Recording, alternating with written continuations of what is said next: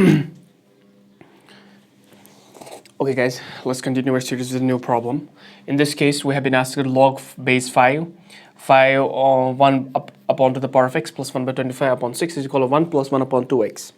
Now before talking about these kind of things, let me address one important note here.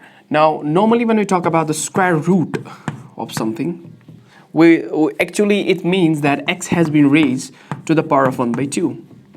If we talk about the fifth root of x, it simply means x has been raised to the power of 1 by 5. If we talk about the seventh root of x, it means that,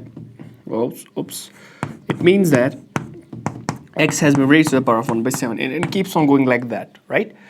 Now, the most important thing here is that the number that is here is always going to be an integer, and not only that, it will be an integer greater or equal to 2. So what I'm talking about here is the number that pops up here will be an integer, and not only that, it will be an integer greater or equal to 2. Now it can't be a fraction or a number that's negative, just like that, right? Normally we don't do that. So we have to keep that in mind. The number that comes out to be here is positive as well as an integer, okay? So now let's see why is that important here. Now we have 5 to the power of 1 upon x. It actually means we have 5 x root of 5 actually. This actually means this, and this actually means the same thing. Now the x later on that will come out to be here should be an integer, and it should be an integer greater or equal to 2, right? Okay, let's see the problem now. We have log 5. So we know that if I want to write in the exponential form, then that means 5 has been raised to the power of this, and I have got this in a thing. So that means 5 has been raised to 1 plus 1 upon 2 to the power 2 upon x equals to, I get this, 5 1 upon x plus 125 upon 6. Now again, if I'm going to break it, okay, so I can write it like this, 5 upon 1 multiplied by 5 to the power of 1 upon 2x. Using the property bases are same, parts will be added in reverse. If I use the property adding, bases are same, parts will be added, 1 plus 1 upon 2x, I'm going to get the above thing back, right? So equals to, on the right, I'm left with 5 to the 1 upon x plus 125 upon 6, right? Okay, now I can multiply this 6 with this 5, this becomes 30 multiplied by 5 to the power of 1 upon 2 x equals to 5 to the power of 1 upon x plus 125. Now I'm going to call this 5 to the power of 1 upon 2x t.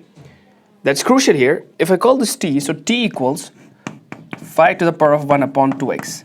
Now this 5 upon 1 to the power of x itself will become t squared. How? Let's suppose I'm squaring this, okay? I'm going to square this thing. So I consider this to be t. I consider this 5 to the power of 1 upon 2x to be t. I'm going to square this, so t squared. If I square this thing, okay, I'm going to do the next stuff. So t squared equals to 5 to the power of 1 upon 2x whole square, right? This is what will happen if I'm going to square both sides of this number.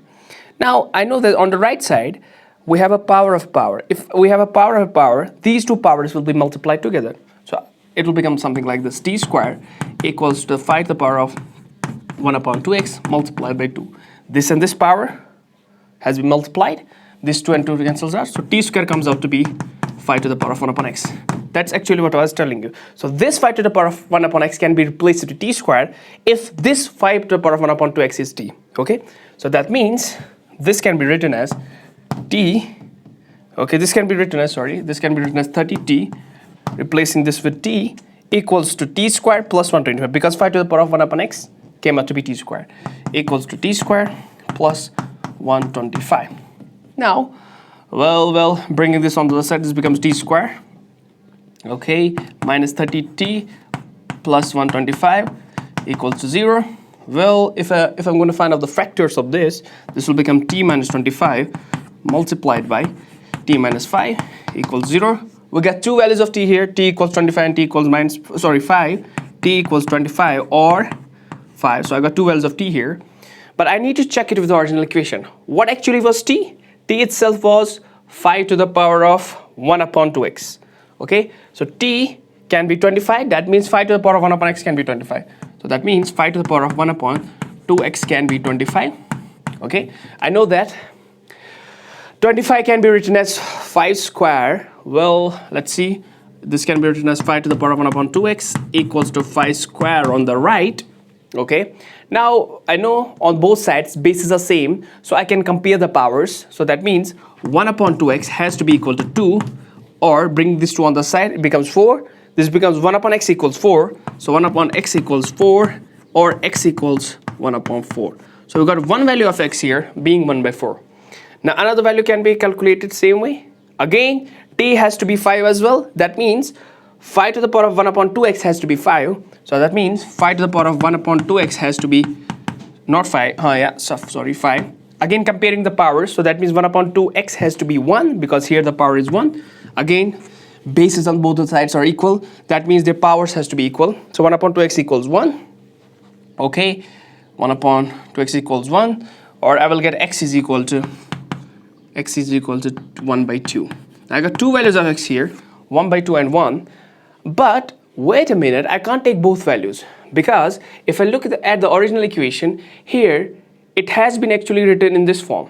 Now actually this and this actually means the same thing. Now the x came out to be 1 by 2, and I can't plug 1 by 2 here because x cannot be a fraction. Similarly, x cannot be 1 by 4 because again x cannot be a fraction, it has to be an integer. So last answer that it came out to be here should have been an integer, but it does not came out to be an integer. That simply means x can neither be 1 by 2 and x cannot be 1 by 4 as well. So that means the answer for this particular problem is phi.